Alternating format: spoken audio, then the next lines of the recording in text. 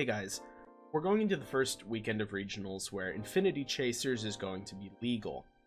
It released 3 archetypes, Evil Eye, Witchcrafter, and Infinitrax, and I think the first of all of those is going to be something that you really have to watch out for starting now.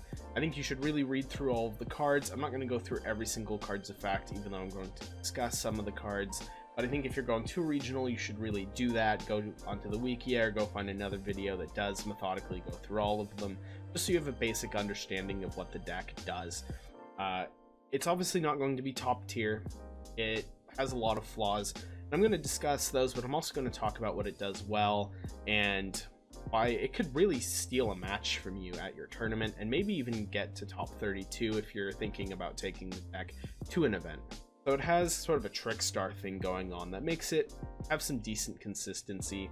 It has a field spell, which is like Light Stage, searches any monster when it's activated. It also has a Candina in Surzeal. When you normal summon Surzeal, you search any Evil Eye card. So that's pretty cool. And then it has sort of in-engine disruption like Altergeist. It has Surzeal when it's equipped with the equip spell, can quick effect destroy a special summon monster.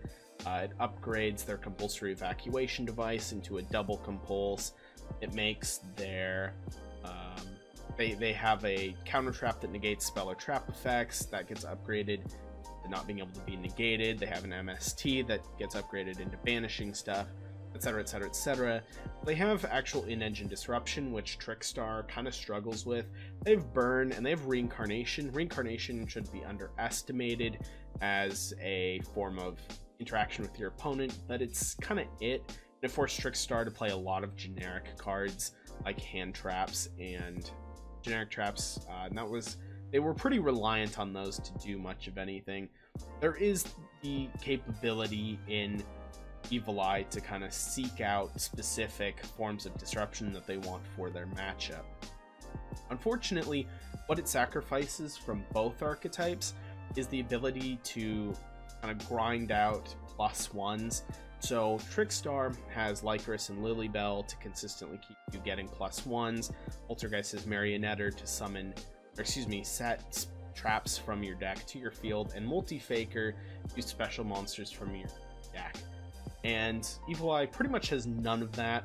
The only consistent +1s they have, so Surzeal, when it's normal summoned, you get to search any card in the archetype. Unfortunately, most of the time you're searching the equip spell, which while isn't a worthless card in of itself, is not exactly, you know, great disruption.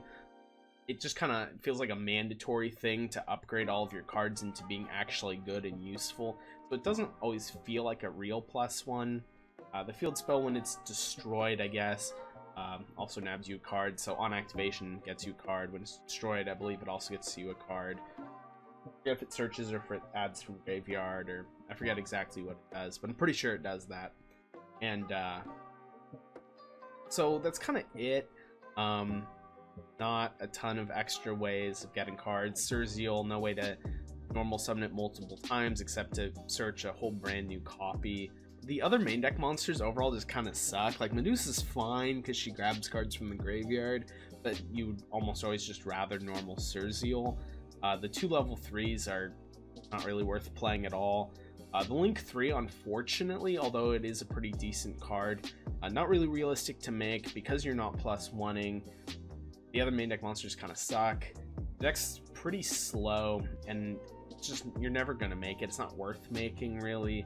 So, deck could really benefit from a really strong main deck monster besides Surzeal, or a good Link 1 or a good Link 2. I think those things in particular would be really amazing for the deck. Unfortunately, we don't have those currently. That's kind of where we're at. The deck has had some success in the OCG with Manhunt, which is a trap card that we're getting in Dark Neostorm. It is a generic continuous trap that steals a monster, so it's like the continuous trap that Evil Eye has. I'm trying to think of what it's called, but they have a continuous trap that when you have a monster equipped with Evil Eye Selene, it steals a monster and makes it an Evil Eye name. That is pretty useful for making the Link 3, but I don't think it's really worth running too many copies of, if any at all. especially once Manhunt comes out. Just having no activation requirement, just being able to steal monsters, and an extremely strong form of disruption that I think Evil Eye uses quite well, even among other trap-oriented control decks. So is this deck going to be worth investing into? I think that's another important question that I want to briefly talk about. If you want to try out the deck, try to cheese some people, get your invite, just sneak into top 32, I think you definitely could do that, especially if you've been testing the deck recently. But should you actually buy the physical cards? So Surzeal is a little over $15 right now, and then like Field Spell and Evil Eye of Selene are like $3 a piece, I think, roughly. And so you can get the whole core of the Evil Eye cards for only about $70-$75, which really isn't bad. I would mention that the deck requires some kind of expensive staples like Pot of Extravagance if you really want to play it to a full level. You also probably want to incorporate artifacts. Scythe isn't super cheap. Unfortunately, staples are just kind of expensive right now, but obviously that makes it so that every deck is a little more expensive. So no matter what you pick, that's that you want to play with a competitive mindset, you're gonna have to shell out some cash regardless. So $70-$75 for the Evil Eye specific cards isn't too bad. Surzeal might go down a little bit with time, so maybe you want to wait a little while. Then again, if it has any success at regionals, we could see it hold or even maybe go up to 20, so keep that in mind. Something I do want to say about the archetype that I didn't say before, but I was reminded of because I mentioned wanting to run artifacts. They don't lose to Artifact Scythe, which is actually a bigger deal than you may initially realize. That's part of the reason why True Draco is so good, is that they don't have special summon monsters. They don't use the extra deck. Artifact Scythe doesn't hurt the deck. There aren't a ton of special summons to negate. Really, negating Surzeal summon can be quite damaging, but a lot of cards don't really do that. Like, can't strike that. The deck is just, it's solid.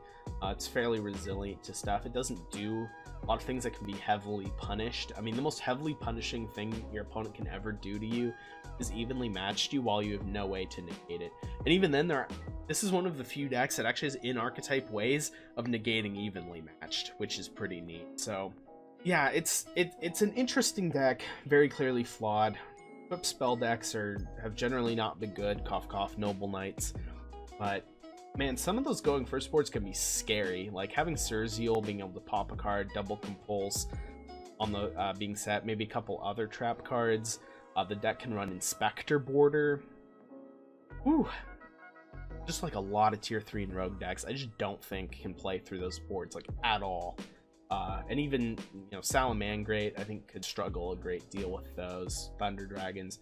Sky Striker is the only deck I see as being a real party pooper to your better going first boards. So those are kind of my thoughts on Evil Eye. I don't know how long this went. I tried to keep it on the shorter side. This is like my third time recording it, and the other two went way too long. So I tried to cut down and concise, get to the point. So hopefully the point has been made. Good luck to all of you going to regionals this weekend, particularly those who may be trying Evil Eye or Witchcrafters or Infinitrax or any kind of unique new deck. I'm really excited to see some new stuff in the meta. It's feeling really kind of stale, even with new Savage Strike cards. I guess those aren't even that new anymore. And Salamangreat structure deck. I don't know, feeling a little bored. Want to see something new. Hopefully we get to see something new.